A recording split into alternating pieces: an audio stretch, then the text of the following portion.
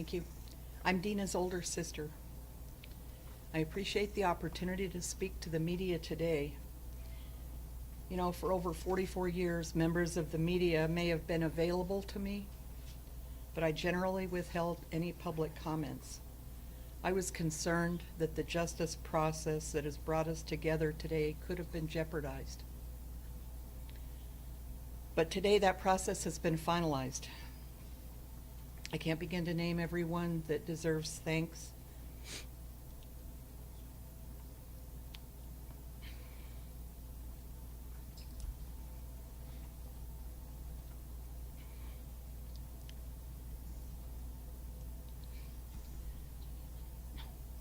But I have to honor and thank my husband, Mick, who I just lost 12 days ago,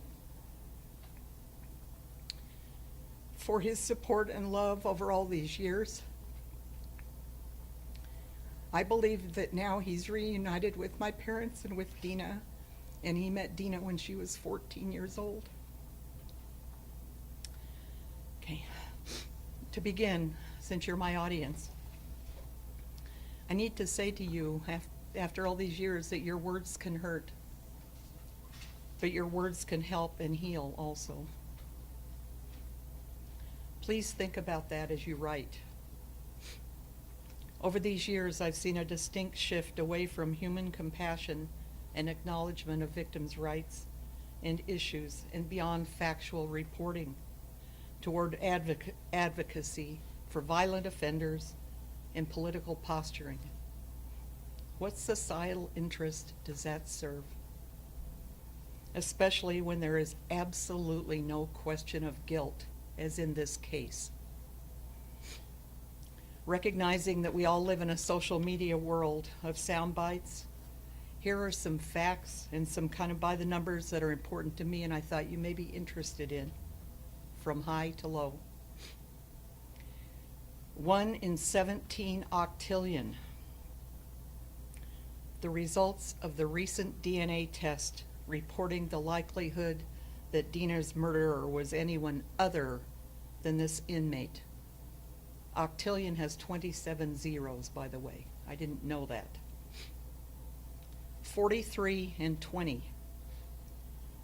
The number of hearings I have attended over 20 years since indictment. 21, 23, 45, and 46. The ages when Dina's, my, and my parents' lives were either taken or irreparably changed due to this inmate's choices and actions. 17. The number of minutes the Maricopa County jury deliberated before they found this inmate guilty of the first-degree murder of Dina. 13. The number of women that this inmate victimized, at least those whose names we know. 8. The number of college hours Dina had left to graduate from ASU and begin her post-college life. I appreciate ASU awarding her degree to me posthumously just 2 years ago. And finally, 1 and 0. The number of sisters I had up until and after January 7th, 1978, and now. Let me tell you just a little bit about Dina. In 4 words, she was kind and hardworking. As a little kid, she had a really bad case of valley fever and missed much of a school year. But she worked really hard in school and caught up, and we were both blessed with having a 2nd grade teacher for a mother. Dina was multilingual, which she used in her travels and schools abroad to make friends. She wrote amazing poetry. We didn't know this until I found a notebook of her work as I cleaned out her apartment that January. My mom's victim impact statement to the jury included one of those poems. Older people and dogs really seem to take a liking to her, and I think that has to say something about her character. Although we looked a lot alike in our younger years, she was more personable and friendly. And she was the one who was supposed to have an exciting career, get married, and produce grandkids for my mom. But it didn't work out that way for her. We should have been able to grow old together. You know, as sisters will do, we fought, we hugged, and we negotiated our way through 21 years together. I have indelible memories of her driving up to Flagstaff in her little green Pinto to see me at college. And I cherish our train travels in Europe during one of her last summers. I wish you all could have known her. I have just one request of you. All my mom ever wanted was that people would remember Dina. Please remember Deana Bowdoin. And I will now answer any questions you may have about her. Thank you. Can you talk about how you're feeling in 44 years? Is there Old? closure, or No. what are the emotions going through your life? You know, I hate that word. Everyone is different. This is finality for this process. And it's relief. It was way too long. This process was way, way, way too long.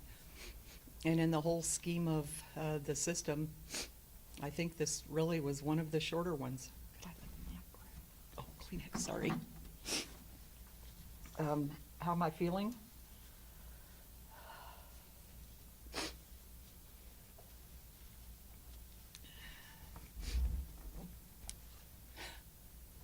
He didn't ingratiate himself to me at all. I saw him for 5 years going to hearings. I saw him every day in trial. And why am I not surprised that he chose to use my sister's name?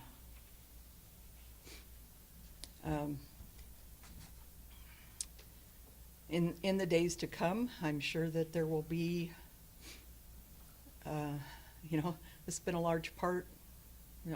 As I said, I'm old. It's been a very large part of my life, but not all of my life. I had a son that we lost. I've now lost my husband. My parents are both gone now. And but I have my career. I have my friends. I have all of my family that are just wonderful. And I have my dogs, my shelter dogs, and there's nothing like them. So, I don't know how I'm going to feel.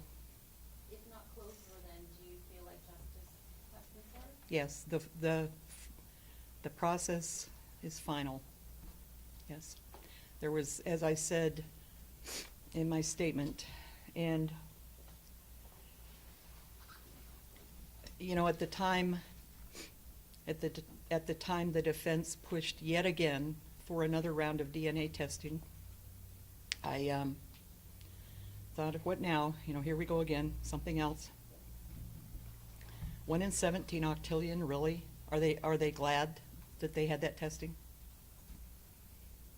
And as I said, there was never, ever any doubt in that this inmate murdered my sister. Leslie, thank you for taking our questions. I'm Shaylee Sanders with KOB in Tucson. When you were preparing for today, did you have expectations what he might say, what you hoped he might say for his final words?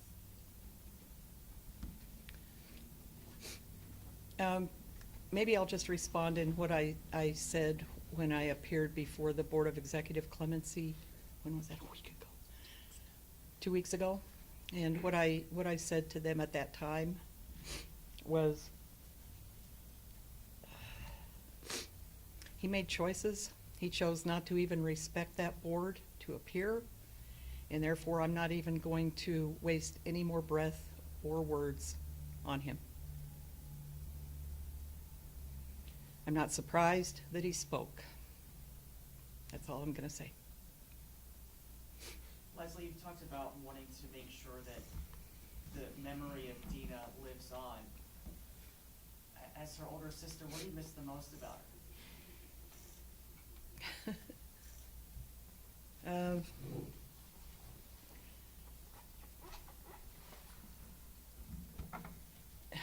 She knew no enemies. She, as I said, we were lucky enough that we got to spend 3 months riding trains around Europe. These days, would you let a daughter at that age spend 3 months riding trains in Europe? I wouldn't. But we did, and everywhere we went, everywhere. She met people. As I said, she was multilingual. She was just a happy, giving person. And I used to call her jokey. You know, I miss her being jokey. I was always the more serious one, and she loved her life. What was she planning, what was her degree in? What was she planning to do? What did Dixon Roth, this girl, about? You know, she was going into international marketing. As I said, she had about 8 hours left to graduate. She always worked. At the time she was murdered, she was working part-time for a patent attorney. It was hard to say. She talked about going into foreign service. She loved traveling, and she was fortunate to be able to go to school in Mexico one summer. She spent one summer in Spain. As I said, she picked up languages. You know, my mom heard her talking in her sleep one time in Spanish. And so I think she could have done anything she wanted. She had recently learned to scuba dive and met a new group of friends there. Anything she did, she met friends. So I think the world lost a good one when she was taken. Ms. James, do you feel comfortable responding to people who are opposed to the death penalty? Do you feel comfortable saying something to those people? Sure.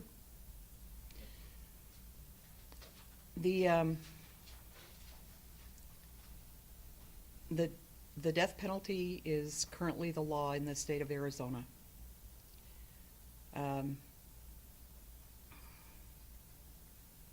Without repeating something that we heard a little while ago, the courts, the administration, whatever you want to call them, law enforcement, they have to follow the law in this state, and that is the law in this state. And everyone can have their own personal opinion on the death penalty. Mine sure changed. I started in sociology when I started in college, and I changed my major, but my thinking has changed and evolved having gone through this. I think that, again, it's a very personal, everyone grieves personally and differently. And so I can't speak poorly for people that may be opposed to the death penalty, but I would just say, if related to any law, if you don't care for the law that's in place, then there are steps to try to get the law changed, but that is the law. Do you recommend the law be changed? No. And would you feel comfortable telling us how you said your thinking has changed? Would you feel comfortable telling us how? My thinking has changed most recently, I would say, in probably the last 1 year. And as you know, as I said, I attended every hearing, and I've read every pleading. I've read pleadings in his prior cases, and where my thinking has changed is that the balance, that those of us that are going through this kind of a process, sure, we have a Crime Victims Bill of Rights in this state, which is quite progressive compared to some other states. But compared to the, what's the right word, compared to the protections, opportunities, and processes that are afforded people that are convicted of crimes, it's out of balance. It should not take this long to get to a final dispensation of what the law provides. It should never take this long. I'm sorry, but only if you're comfortable, but so how did you change though? How did you know, what was it that changed? Were you once not sure how you felt about the death penalty? I had no idea that it would take this long. Okay, we're gonna move on to one final question. Does anybody have one final question, and then we're gonna wrap up the press conference? My condolences on the loss Thank you. of the president. It's been a really tough time being layered on with this. I know folks often talk to people who we've lost. Do you talk to Dina? And if you could talk to her today, what would you say?